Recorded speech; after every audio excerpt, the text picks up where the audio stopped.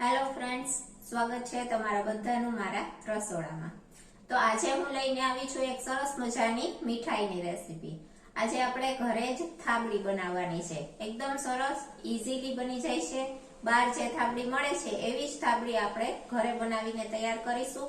ખૂબ જ ઈઝીલી બની જાય છે, ફટાફટ બને છે અને એકદમ સરસ ટેસ્ટી બને છે। ફક્ત દૂધ અને ખાંડના ઉપયોગથી એકદમ સરસની આપણી થાબડી બનીને તૈયાર થશે। તો ચાલો મારી રેસીપી તમારી સાથે હું શેર કરીશ, પરંતુ તેની પહેલા મારી ચેનલને હજી સુધીમાં સબસ્ક્રાઇબ ના કરી હોય તો પહેલા જઈને મારી ચેનલને સબસ્ક્રાઇબ કરજો। વિડીયો પસંદ આવે તો વિડીયોને લાઈક કરજો અને ફ્રેન્ડ્સ ફેમિલીમાં શેર કરજો। તો થાબડી પેડા બનાવવા માટે અથવા તો થાબડી બનાવવા માટે આપણે દૂધ લેવાનું છે। મેં અત્યારે અહીંયા 1.5 લીટર દૂધ લઈ લીધું છે અને ખાંડ લીધી છે। આવી રીતના એક આખા વાટકાને આપણે 2 ભાગમાં ડિવાઈડ કરી લેવાની છે ખાંડને।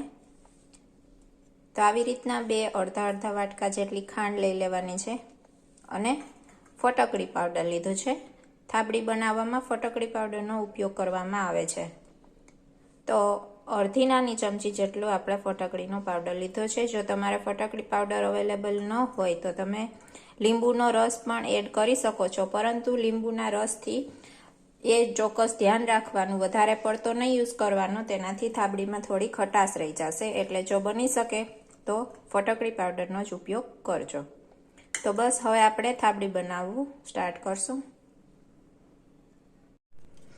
તો થાબડી બનાવવા માટે આપણે મોટું બકડિયું લઈ લીધું છે। બની શકે તો જાડા તળિયાવાળું જાડું વાસણનો જ ઉપયોગ કરવાનો થાબડી બનાવવા માટે, જેના લીધે તળિયે છે દૂધ ચોટે નહીં। તો હવે આપણે તેમાં બધું જ દૂધનું મિશ્રણ છે એડ કરી દેશું। દૂધ છે એ મલાઈ સહિત લેવાનું છે, મલાઈ ઉતારીને દૂધ નહીં લેવાનું। તમારી ઘરે જે પણ દૂધ અવેલેબલ હોય તે મલાઈ સહિત લઈ લેવાનું। તો બધું દૂધ એડ કરી દેવાનું અને હવે તેમાં એક ઉભરો આવે ત્યાં સુધી આપણે તેને ગરમ કરીશું, એકદમ ઉકાળી લેશું। હવે તમે જોઈ શકો છો કે દૂધમાં ઉભરો આવી ગયો છે, એકદમ દૂધ છે એ ઉભરાવા લાગ્યું છે। આવી રીતના એક ઉભરો આવી જાય દૂધમાં, દૂધ ઉકળી જાય એ પછી આપણે તેમાં ખાંડ ઉમેરીશું। જે આપણે 2 ભાગમાં ખાંડ રાખી હતી એમાંથી 1 વાટકો છે એ અત્યારે આપણે દૂધમાં એડ કરી દેશું।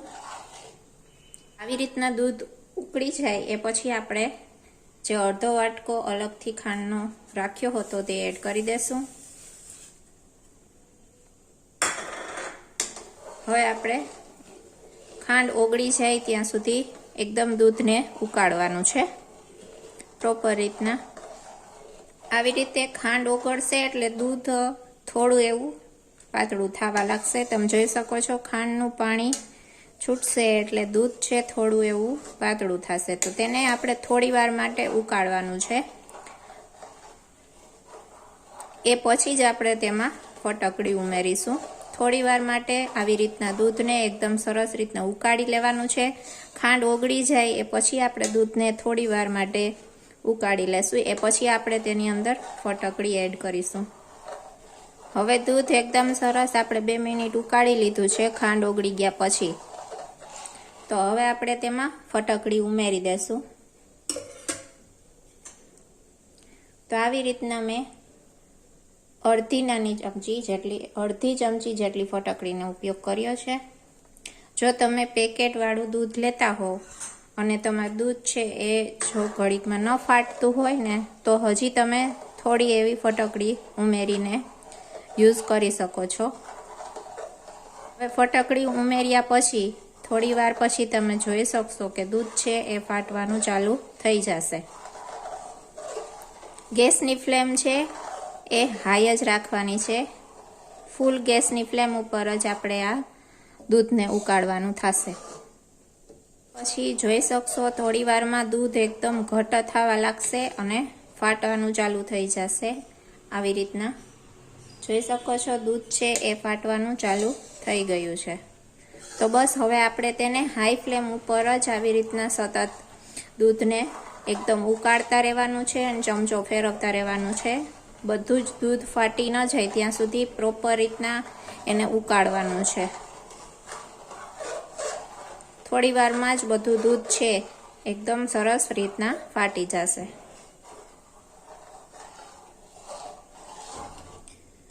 જો આવી રીતના તમે થોડી વાર માટે મિક્સ કરશો ફટકડીને એટલે આવી રીતના દૂધ છે એ ફાટવાનું ચાલુ થઈ જશે. પ્રોપર રીતના એકદમ સરસ દૂધ ફાટી ન જાય ત્યાં સુધી આપણે મિક્સ કરતા રહેવાનું છે.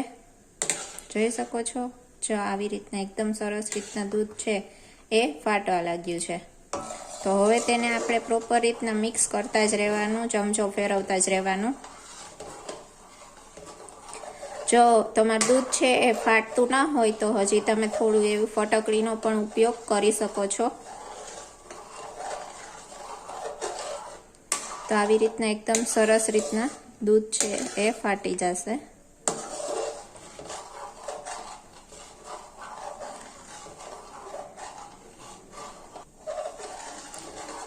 હવે જો આવી રીતના દૂધ ફાટી જાય એ પછી આપણે જે આ દૂધમાંથી આ પાણીનો ભાગ છે તેને આપણે બાળવાનો છે. બધો જ પાણીનો ભાગ છે એ આવી રીતના પ્રોપર રીતના બળી ન જાય ત્યાં સુધી તેને પ્રોપર રીતના હલાવતા જ રહેવાનું છે. આ જે ચમચો ફેરવવાનું છે એ બંધ નહીં કરવાનું, કારણ કે જો ચમચો તમે નહીં ફેરવો, હલાવશો નહીં તો પનીર છે એકદમ રબડ જેવું થઈ જશે અને થાબડી છે એકદમ સરસ નહીં થાય, ખાવાની મજા નહીં આવે. તો પ્રોપર રીતના આને મિક્સ જ કરતા રહેવાનું છે, એકદમ ઘટ્ટ ન થઈ જાય ત્યાં સુધી. બધું જ પાણી છે એ બળી ન જાય ત્યાં સુધી તેને આવી રીતના પ્રોપર હલાવ્યા જ રાખવાનું થશે. આ વાતનું એક ખાસ ધ્યાન રાખજો. અત્યારે ખાસ ગેસની ફ્લેમ છે એ હાઈ જ રાખવાની છે, મીડિયમ કે લો નહીં કરવાની. હાઈ ફ્લેમ ઉપર જ આપણે આને એકદમ સરસ રીતના પકાવવાનું થશે.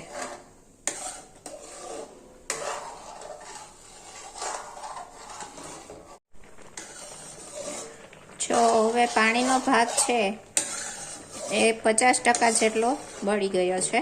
તમે જોઈ શકો છો 50 થી 60% જેટલું પાણી છે એ બળી ગયું છે અને આટલું ઘટ્ટ થઈ ગયું છે. હવે આપણે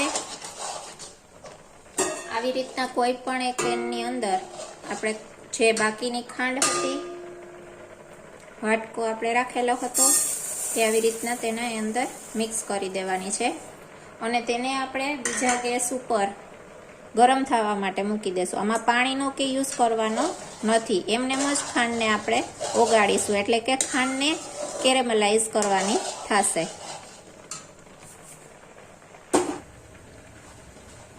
જોઈ શકો છો ખાંડ છે એ ઓગળવા માંડી છે, પરંતુ હજી આપણે તેમાં ચમચી નહીં ફેરવવાની, હજી તેને એની મેળાએ જ આપણે થોડી એવી ઓગળવા દેશું, કે પછી જ આપણે તેને ચમચીથી મિક્સ કરીશું. બીજી સાઈડ તમારે જે મિશ્રણ ફાડ્યું છે તેને સતત આપણે આવી રીતના હલાવી જ રાખવાનું છે. તો બંને સાઈડ તમારે ધ્યાન રાખવાનું. તો આવી રીતના થોડી જો ખાંડ ઓગળી ગઈ છે, હવે આપણે તેને થોડું એવી ચમચીની મદદથી મિક્સ કરી દઈશું. બંને સાઈડ તમારે આવી રીતના ધ્યાન રાખવાનું થશે. તો આવી રીતના તમારે બંને બાજુ છે એ પ્રોપર રીતના બંને બાજુથી તમારે બંને વસ્તુને મિક્સ કરી દેવાનું છે.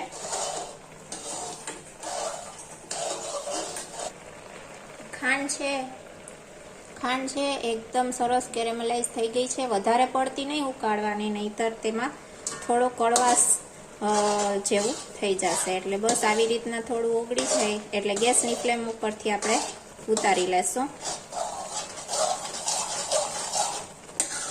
હવે આ જે કેરેમલાઇઝ થયેલી ખાંડ છે તેને આપણે ધીરે ધીરે આ મિશ્રણમાં એડ કરી દેશું. આવી રીતના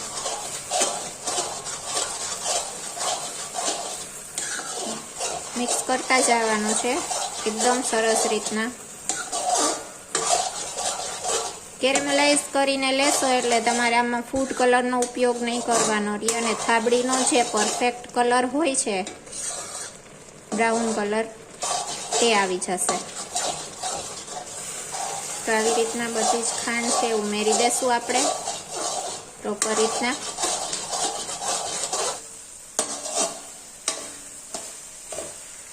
તો બસ જોઈ શકો છો આપણી થાબડી છે બનીને તૈયાર થઈ ગઈ છે, એકદમ સરસ એવી રજપચતી. તો બસ હવે આપણે ગેસની ફ્લેમ છે એ બંધ કરી દેશું. બધું જ પાણી છે બળી ગયું છે. એકદમ સરસ આપણે પ્રોપર થાબડીનો માવો તૈયાર થઈ ગયો છે. તો હવે આપણે ગેસની ફ્લેમને બંધ કરી દઈશું.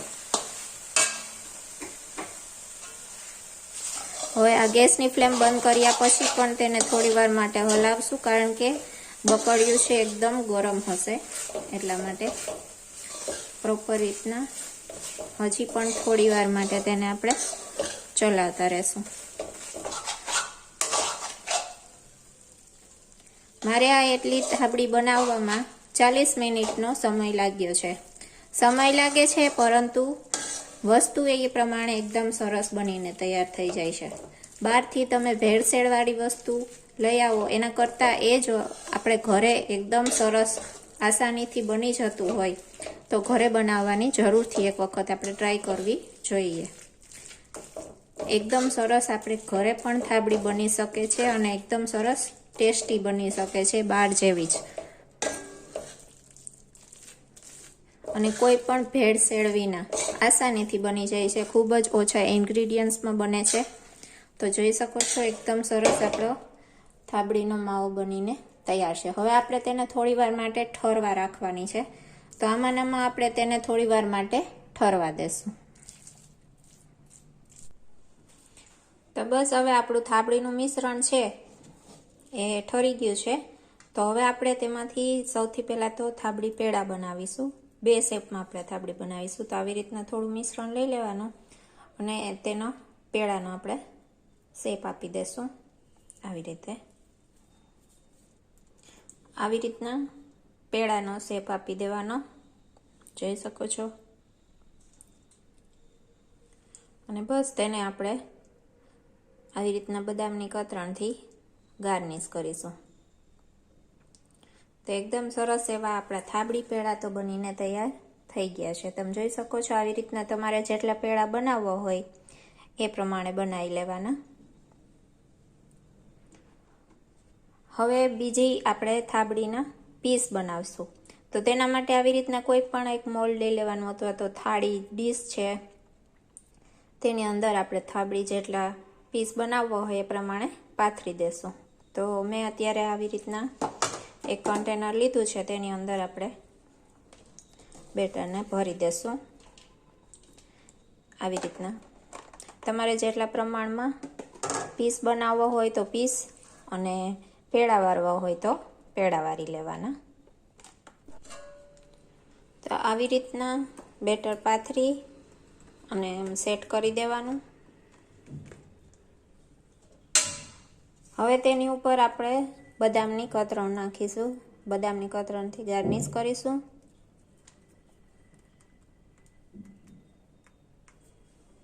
એકદમ સરસ આપણી થાબડી બનીને તૈયાર છે. અને થોડી વાર માટે 15 મિનિટ માટે સેટ કરવા રાખી દેશું. એ પછી આપણે તેને પીસ કરીશું. તો આવી રીતના બદામની કતરણ રાખી અને તેને પણ એકદમ પ્રેસ કરી દેવાનું, એટલે તેમાં સરખી રીતના તે ચોંટી જાય. તો બસ તૈયાર છે એકદમ સરસ મજાની આપણી થાબડી. એકદમ સરસ ટેસ્ટી એવી થાબડી બનીને તૈયાર થઈ ગઈ છે. હવે આપણે તેને સેટ કરશું, પછી તેના આપણે પીસ કરીશું. ત્યાં સુધીમાં આપણે થાબડી પેડા બાકી બચેલું જે બેટર છે આ એટલું, તેમાંથી આપણે થાબડી પેડા બનાવી લેશું. તો આપણે જે મોલ્ડમાં થાબડી રાખી હતી તેના જો આવી રીતના પીસ કરી લીધા છે. આસાનીથી પીસ થઈ જાય છે અને એકદમ સરસની આપણી દાણેદાર એવી થાબડી બનીને તૈયાર છે. તમે જોઈ શકો છો એકદમ સરસની આપણે જે બહારથી લઈ આવીએ છીએ એવી જ એકદમ સરસ ટેસ્ટી બની છે, અને એકદમ ઘરે આસાનીથી અને સરળતાથી બની જાય છે. તો આ રેસીપી તમે જરૂરથી ટ્રાય કરજો. તો ચાલો હવે આપણે તેને સર્વ કરીશું. આપણા થાબડીના પીસ અને થાબડી પેંડા બંને બનીને તૈયાર છે. તો તમે જોઈ શકો છો આપણા થાબડી પેડા અને થાબડી આવી રીતના પીસમાં બંને તૈયાર છે. એકદમ સરસ કણીદાર આપણી થાબડી બનીને તૈયાર થઈ છે. એકદમ સરસ ટેસ્ટી અને ઇઝીલી બની જાય છે ફટાફટ. તો એક વખત આ રેસીપી તમારી ઘરે તમે જરૂરથી ટ્રાય કરજો. અને પછી મને કોમેન્ટ બોક્સમાં જણાવજો કે તમને મારી આ રેસીપી કેવી લાગી. તમને જો મારી આ રેસીપી પસંદ આવી હોય, મારો વિડીયો પસંદ આવ્યો હોય તો ચેનલને સબસ્ક્રાઈબ કરજો, વિડીયોને લાઈક કરજો અને ફ્રેન્ડ્સ ફેમિલીમાં શેર કરજો.